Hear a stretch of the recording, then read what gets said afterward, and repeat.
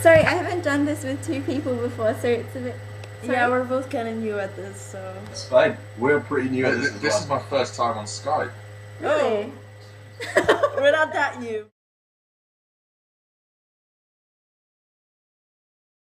Well, we started almost exactly a year ago, actually. We started putting the groundwork in last summer. And the three of us, myself, Alex and Jamie, who's not here today, we all ran our own personal blogs covering the same sort of thing. And we looked for something else that could bring it all together, like a central hub that could provide a lot of information all in one place. We all met in and around university. We only recently finished. We just finished this summer. Alex and I studied together, and Jamie studied at another university, but on the same course, which is how we all got in touch. So that was our background originally. Like, we were all heavily into music, different kinds of music, but music itself was our sort of main focus. And we found a common bond in the other things that we were interested in, because we were all interested in sneakers, we were all interested in streetwear, which is how Alex and I met, and it's how we got involved with Jamie. I think for us it all started with music. Kind of music's dragged us all into fashion. We started treating it a little bit more like a proper business. We have a format the way we do things. We split our work into departments, so that I cover certain areas, Alex covers others, so that we're never crossing paths. And we do write things in a slightly different way. We write things for the consumer rather than just for ourselves. We wanted product updates about the stuff that was coming out in our stores, in our country. We wanted to know when it was coming out, and we wanted to know some more information about it. We didn't just want to know what it was made of and why it was there. We wanted to know a little bit of the history behind it, and some of the really important things about the things we write about.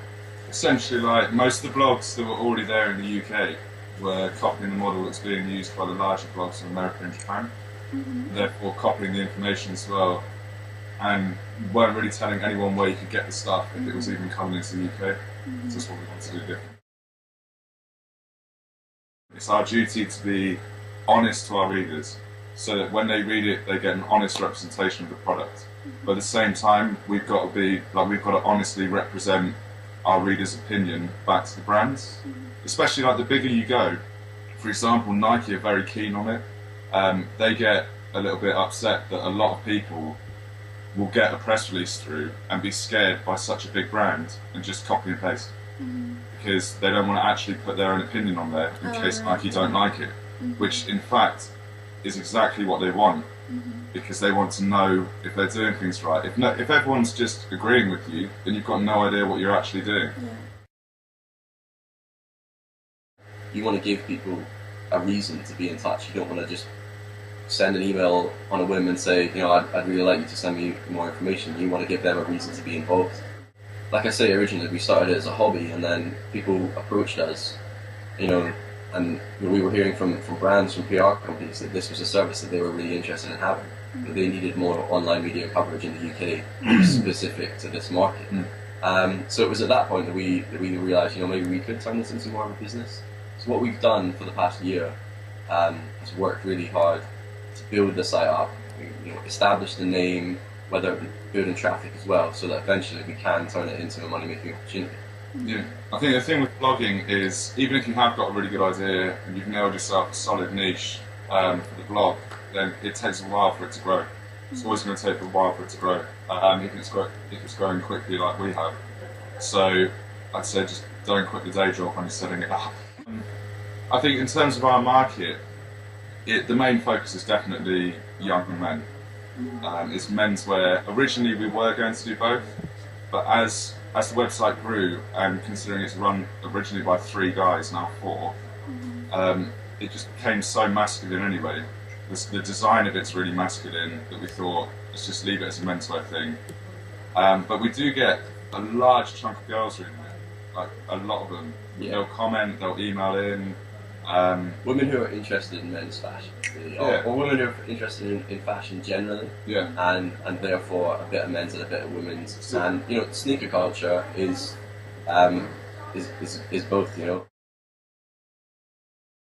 Mixtapes, funnily enough, are something. It's a concept that I've wanted to do since before the Daily Street, because I've DJed for God knows 7 years, and so it's something I'm really involved in. And I thought, kind of, just put them together. Really, it was a great way of bringing like so many people in that like the underground dance scenes in the UK and all over the world are also interested in street fashion, sneakers and stuff like that, but most of them are really focused on music.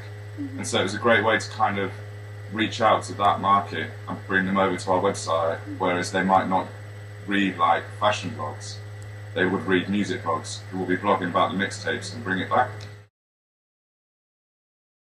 We've only been going a year and we've grown so much in that year. We went from nothing. Like last summer, I didn't know anybody within the fashion industry. I've never been to a fashion event. I didn't even know what PR company did. And now I spend my days immersed in that, you know.